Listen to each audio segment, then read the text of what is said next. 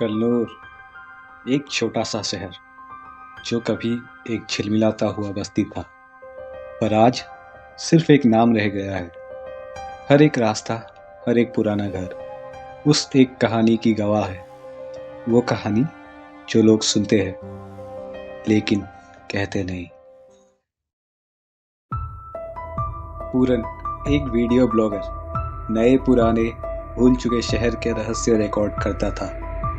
एक दिन उसे कल्लूर के बारे में एक पुरानी डायरी मिली और उसी डायरी के पहले पन्ने पर एक लाइन लिखी थी, जो इस शहर में गया उसका वापस आना शायद उसे याद भी ना रहे। ये लाइन सुनते ही पूरन के मन में उत्सुकता बढ़ गई।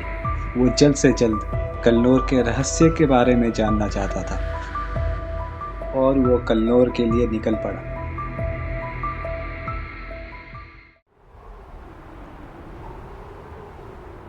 रात का समय था और रास्ता एकदम खामोश।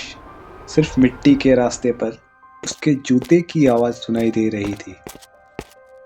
जैसे ही पूरन कल्लूर शहर के पास पहुंचा, उसे एक अलग किस्म की घबराहट होने लगी, जैसे उसकी अंतर आत्मा उसे रोक रही हो अंदर जाने से, पर वो नहीं रुका।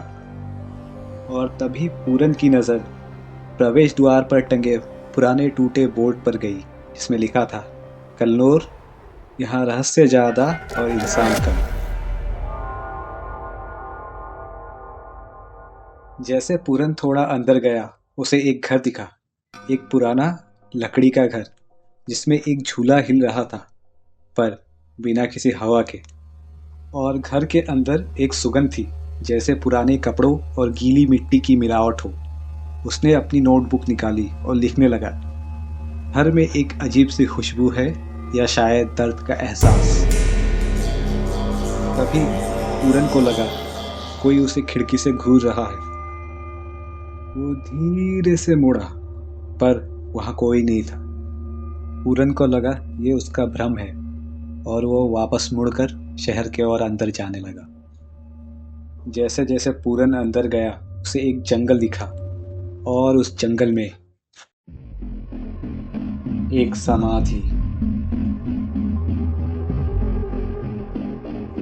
पूरन जंगल के रास्ते समाधि तक पहुंचा। समाधि बिल्कुल वीरान लग रही थी। एक संग लगा हुआ दरवाजा था, लेकिन उसके अंदर से एक धीमी रोशनी आ रही थी। जैसे ही पूरन ने दरवाजा खोला, एक ठंडी हवा का झोंका आया और उसके साथ एक धीमी आवाज।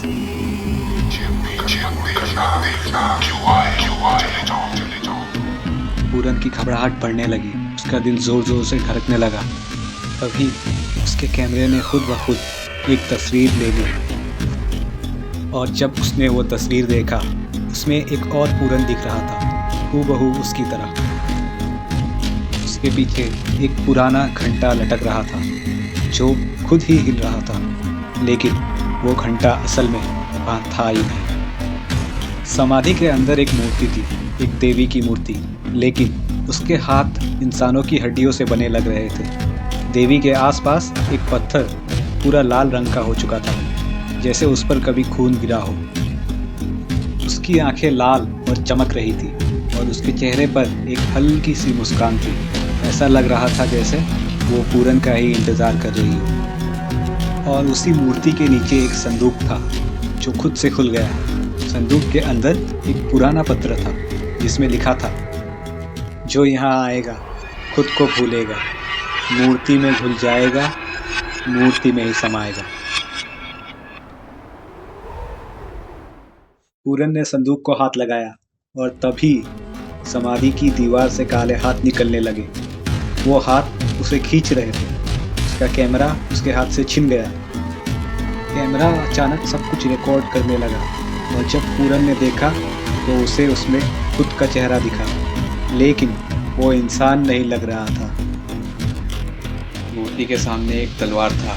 जैसे ही पूरन ने वो तलवार उठाया, एक चीख गूंज उठी। तुमने यहाँ पर गलती की, अब अपनी पहचान भूल जाओ। मूर्ति की आंखें चमकने लगी। एक और तस्वीर स्क्रीन पर आई, उसका चेहरा अब मूर्ति का बन चुका था। समाधि का दरवाज़ा धीरे धीरे बंद होने लगा और उसके पीछे रह गई सिर्फ एक खामोशी।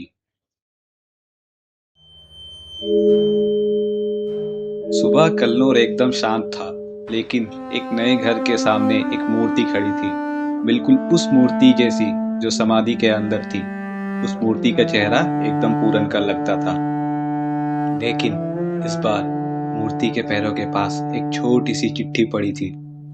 चिट्ठी पर सिर्फ एक लाइन लिखी थी, जो सच ढूंढेगा वो अस्तित्व का दान देगा, दुनिया भूलेगा मूर्ति में समाएगा।